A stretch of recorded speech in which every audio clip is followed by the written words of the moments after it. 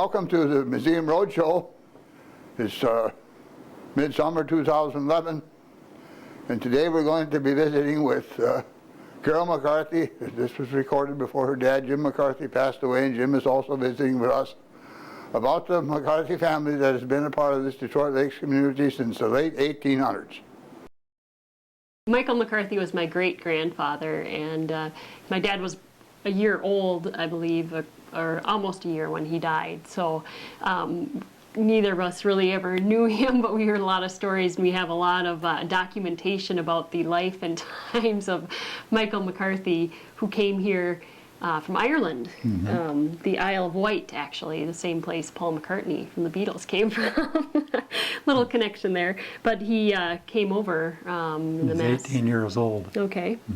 He was educated in, well, according to his obit, educated in the school from England on the Isle of Wight, because the Isle of Wight, it's a little bit one of those gray zones between Ireland and England, but a lot of Irish had immigrated there from Ireland during the famine, and then from the Isle of Wight, a lot of them came over to the United States, or Canada, as it were, and ended up working for the railroad here, which is what Michael did. And he worked in Fargo, according to some of some of the old facts that we have from the old newspaper. But he had worked for some time in Fargo, and then he ended up quitting the railroad and started working for his father-in-law. And then he worked for his father-in-law for some time, and then he he quit with his father-in-law and was a young entrepreneur, which is a buzzword today, but he started his own business. He actually started a bar, or the McCarthy Saloon. He was a member of the Eagles. He was the president of the Eagles out of Fargo. I don't think they had one in Detroit at the time. But here's one of his advertisements in an Eagles publication. It says, "Go to McCarthy's, 711 Washington Avenue for finest of everything to be found on earth, wines from all over Europe, Irish whiskeys from Old Erin, Scotch whiskeys from Old Edinburgh, ales and porter from Old England, also a full line of the finest imported and domestic cigars. There's nothing too good for our visitors, the finest on earth and all of their friends." And this is kind of how he got started and kind of established himself in the village of Detroit back then. And the village of Detroit, of course, was pre-Detroit Lakes, but he really liked politics. He was very much involved. He held a number of positions, and I believe he became about the fifth mayor. Okay, yeah. According to the pictures in the office up there, he's the fifth one. 1892, and then in 1895 he was a trustee, and then in 1900 he was a recorder. And he loved to write poetry, too. He was a poet, a singer, and he wrote a few songs, a few ballads that we have his lyrics, anyway. And Mike was married to Kate Detline, and she was kind of a homebody as far as I know.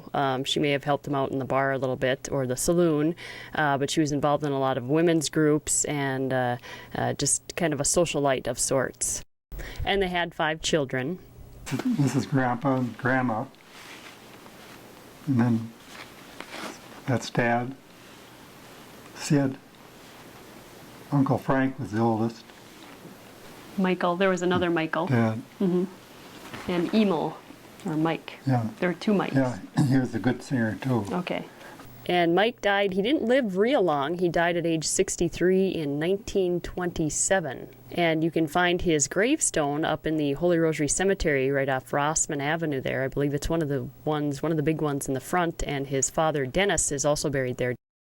That's kind of the Michael McCarthy story, and the story of how the McCarthys came to Detroit Lakes.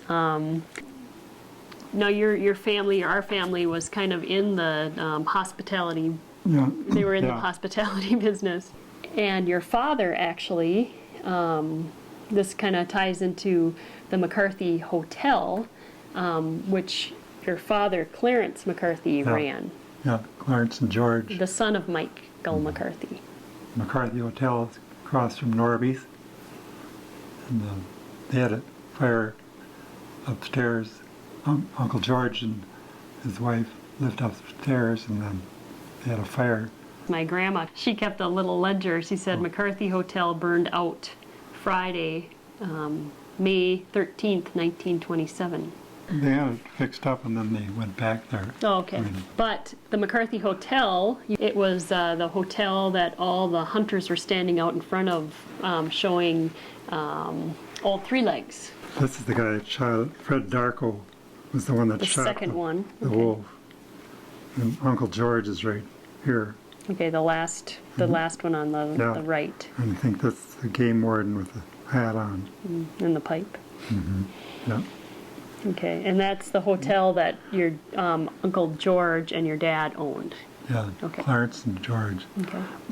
And he fixed this wolf, and he used to have it when you came in the door of the hotel. And he had it there for a long time so people could see it.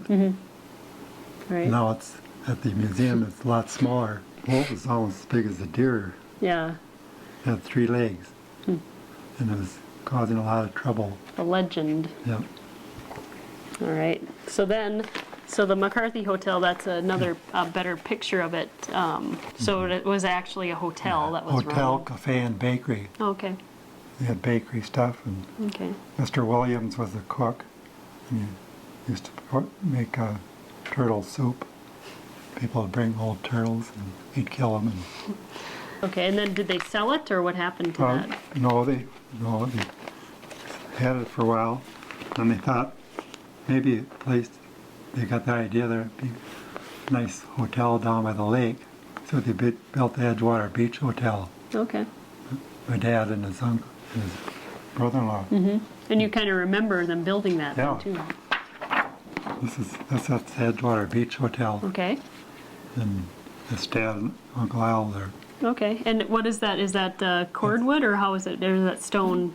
Stone. Okay. Um, But you remember That's what? just the front. This is the front, and the lake was right out here. Okay.